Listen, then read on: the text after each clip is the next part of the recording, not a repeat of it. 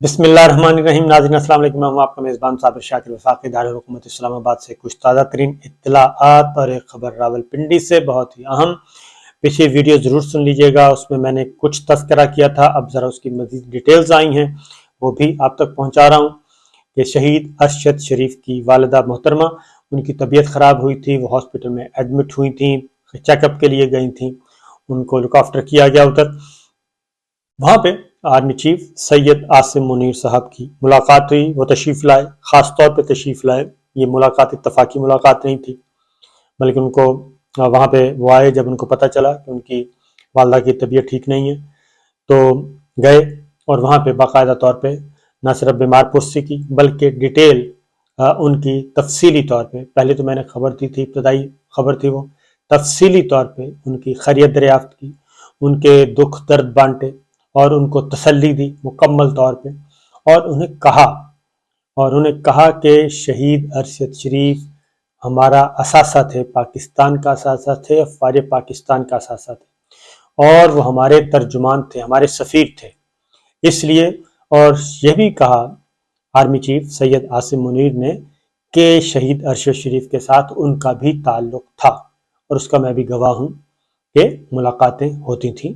और बहुत अच्छी मुलाकातें, और सिर्फ पाकिस्तान और सिर्फ पाकिस्तान और सिर्फ पाकिस्तान के लिए मुलाकातें थी, ज़ाती कोई एजेंडा नहीं होता था। तो कुछ मुलाकातों का मैं भी अमीन हूँ, तो इसलिए मैं इससे ज़्यादा डिटेल्स में नहीं जाऊँगा। तो मुझे भी यही तवक्को थी कि आर्मी चीफ सैयद आसिम मुनीर जो हैं वो ज़रूर इस पे कोई कदम उठाएंगे, और उन्होंने ये कदम उठाया और वो गए, और बहरहाल उनको मुकम्मल तौर पे ये तसल्ली दी है कि उन पे एतमाद किया जाए, भरोसा किया जाए, क्योंकि ये बहुत ही मुश्किल केस है। इंशाअल्लाह, लेकिन उन्होंने आर्मी चीफ ने कहा है कि इंशाअल्लाह ये इतना मुश्किल नहीं है कि हम कातिलों तक, मंसूबा साजों तक ना पहुंच सके। जो भी इसमें इन्वॉल्व होगा, जो भी होगा, वो बाअसर है, बेअसर है, वो मुल्क में है या मुल्क से बाहर है, कोई भी है, ABC। तो उन्होंने कहा कि तफ्तीश दयानंदाज से होगी, अच्छे अफसर लगाए हैं और सजा भी मिलेगी और कातिल भी पकड़े जाएंगे, जो कुछ हो सका वो आखिरी हद तक जाएंगे, और पाकिस्तान की गवर्नमेंट भी और पाकिस्तान भी और मुसल्लह अफवाज भी शहीद अरशद शरीफ की शहादत पे न सिर्फ क्या कहना चाहिए परेशान है, बल्कि मुस्तरब भी है और आपसे भी इस दुख में बराबर की शरीक है। तो ये डिटेल्स बात हुई, और बार बार अम्मा जी का हाथ पकड़ के उन्होंने ये तसल्ली दी, गारंटी दी, अल्लाह को गवाह बनाकर कहा। तो ये काफ़ी, इससे ज़्यादा मैं कुछ नहीं बता सकता, लेकिन इन डिटेल हर चीज़। बहरहाल तो हौसला हुआ, इससे ये हुआ, हौसला हुआ है, वरना इससे तो पहले कम अज़ कम अभी तक आप अंदाज़ा करें कि अभी तक उनकी वालदा के साथ कोई भी हुकूमती शख्सियत नहीं गई थी, और ना ही GHQ से कोई गया था, और ना ही कोई ISPR से गया था, कोई भी नहीं गया था उनके घर में कि उनकी वालदा से कोई जनाजे में शरीक नहीं हुए थे। ये तो नौबत थी। तो बहरहाल क्योंकि ठीक है, जनाजे में कोई था, डर था, खौफ था, कोई बदमज़गी का मसला था, लेकिन उनके घर तो जाया जा सकता है, एक टेलीफोन कॉल तो की जा सकती थी, लेकिन ये भी नहीं किया गया। बहरहाल आर्मी चीफ ने, आसिम मुनीर साहब ने एक बर वक्त कदम उठाया है, तो इंशाअल्लाह अल्लाह से दुआ करनी चाहिए। और दूसरा, सुप्रीम कोर्ट ऑफ पाकिस्तान में भी जो ख़त है वो रिकॉर्ड का हिस्सा बन चुका है। जो शहीद अरशद शरीफ की वालदा ने ख़त जमा करवाया था, यानी कि FIR दर्ज करवाने के लिए दरख्वास्त चीफ जस्टिस ऑफ पाकिस्तान को दी थी, वो रिकॉर्ड का हिस्सा बन चुका है। और उस रिकॉर्ड के हिस्सा बनने के बाद तो मेरा ख्याल है कि जिन लोगों के नाम हैं वो ज़रूर इस पे सोचें, एक बार फिर सोचें कि मुसल्लह अफवाज इदारे का वक़ार इसी में है कि वो स्टेप डाउन कर जाएं, पीछे हट जाएं और अपने ओहदे छोड़ दें, और GHQ में रिपोर्ट करें, और उसके बाद जब भी कोई फ़ैसला आएगा, और मेरा ख्याल है कि इसमें हम ये कह रहे हैं, मेरी भी ये रिक्वेस्ट है, पहले भी की थी, कि कम अज़ कम इंटरनल इस पे इन्वेस्टिगेशन स्टार्ट ज़रूर कर देनी चाहिए, कि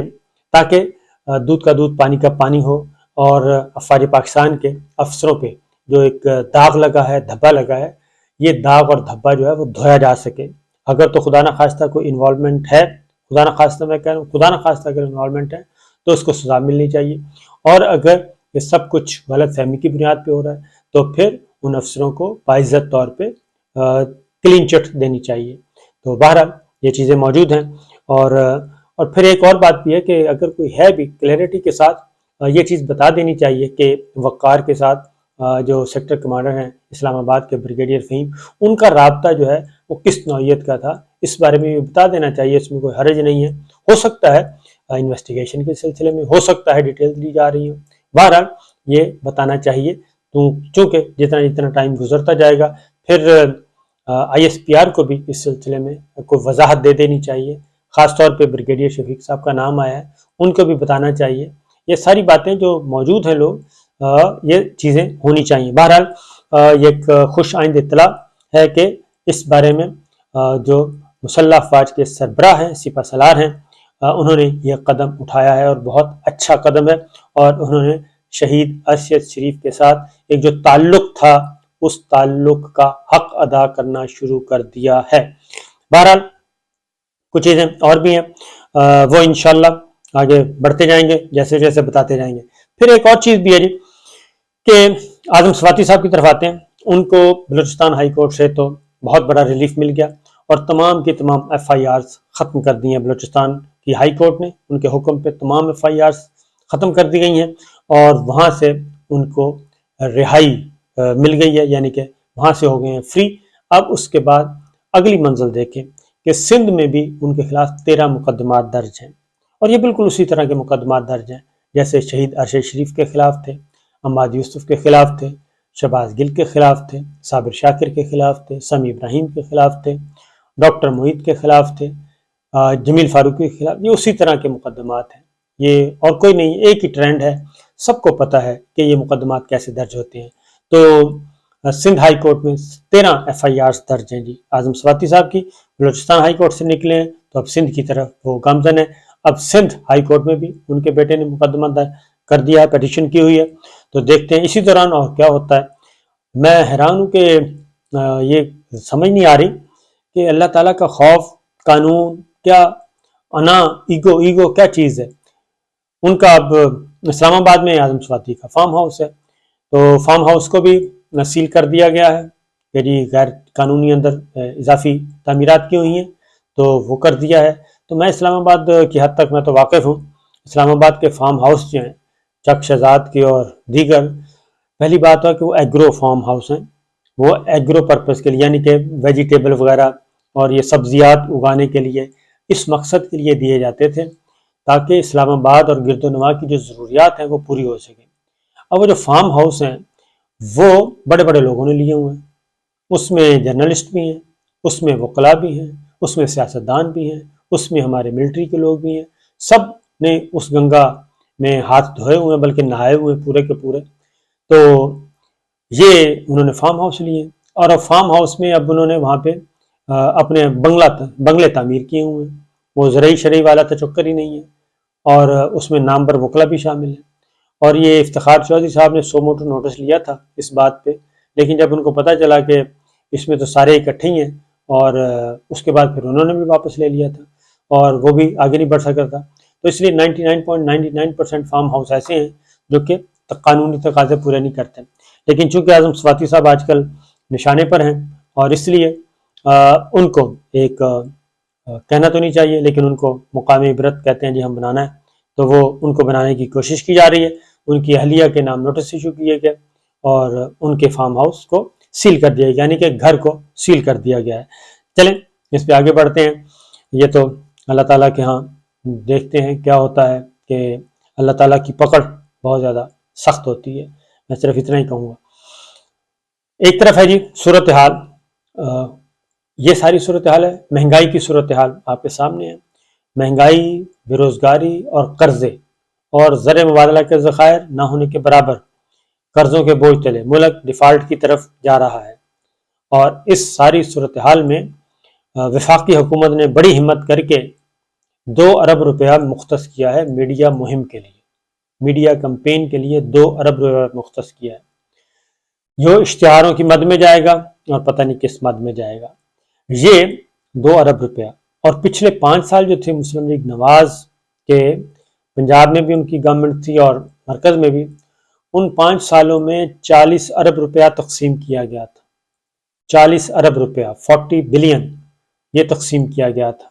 اور یہ سرکاری اعداد و شمار ہیں، یہ خبر نہیں ہے میری یا کسی اور کی، یہ سرکاری اعداد و شمار ہیں. 40 ارب. اب پھر 2 ارب روپیہ میڈیا کمپین میں جھونکا گیا اور اس کے فائدے بھی ہو رہے ہیں. اس کے فائدے ایسے ہو رہے ہیں، آپ حیران ہوں گے کہ اس کے فائدے کس طریقے سے ہو رہے ہیں. چلیں یہ بات میں آپ کو اگلے ویلاگ میں بتاؤں گا کہ 2 ارب روپیہ جھونکا گیا اور اس کے پھر فوائد کتنے ہوتے ہیں اور کس کس طریقے سے میڈیا کو مجبور کیا جاتا ہے. نیکسٹ ہے جی، اس طرف ایک طرف یہ ہیں قرضوں کے بوجھ چلے. 10 معاونین جو تھے special assistant to prime minister Shehbaz Sharif صاحب، ان کو وزیر مملکت کا درجہ دے دیا گیا ہے، ان 10 کے 10 معاونین کو. اور درجہ اس لیے دیا گیا ہے کہ اسپیشل اسسٹنٹ جو ہیں وہ کابینہ میں نہیں بیٹھ سکتے، معاونین خصوصی جو ہیں تو کابینہ کا اجلاس وہ اٹینڈ نہیں کر سکتے، اور اس کے لیے پھر وزیر مملکت یا وزیر ہونا ضروری ہے انڈر اوتھ، کیونکہ اسپیشل اسسٹنٹ کا تو کوئی اوتھ نہیں ہوتا. تو لہٰذا 10 وزرائے مملکت، 10 اسپیشل اسسٹنٹ کو وزرائے مملکت کا درجہ دے دیا گیا ہے اور نوٹیفیکیشن بھی جاری کر دیا گیا. اس میں ہمارے بہت اچھے دوست ہیں پاکستان پیپلز پارٹی کے فیصل کریم کنڈی صاحب، پھر نوابزادہ افتخار احمد صاحب ہیں، اور اگر میں غلط نہیں تو یہ نوابزادہ نصر اللہ خان صاحب کے بیٹے ہیں، مہر ارشاد احمد صاحب ہیں، رضا ربانی صاحب ہیں نامور، قائد اعظم محمد علی جناح کے کیا کہنا چاہیے ADC کے صاحبزادے ہیں رضا ربانی پاکستان پیپلز پارٹی. مہیش کمار ملانی، سردار سلیم حیدر، ان کو دے دیا گیا ہے. پھر تسنیم حیدر اور محمد علی شاہ باچا کو بھی دے دیا گیا درجہ. سردار شاہ جہاں کو دے دیا گیا ہے، اور سردار شاہ جہاں یوسف اور ملک نعمان لنگڑیال، ان کو بھی وزرائے مملکت کا درجہ دے دیا گیا ہے، کیونکہ کام زیادہ ہے اور گورنمنٹ کے بہت زیادہ مسائل ہیں، ان کو حل کرنا ہوتا ہے. تو حل کرنے کے لیے ضروری ہے کہ لوگوں کو اکوموڈیٹ کیا جائے، ان کی عزت و تقریم میں اضافہ کیا جائے، تو یہ کر دیا گیا ہے. تو یہ ہے اس وقت کی سچویشن، اور آگے آگے دیکھیے ہوتا ہے کیا. چلیں باقی باتیں اگلی ویڈیو میں.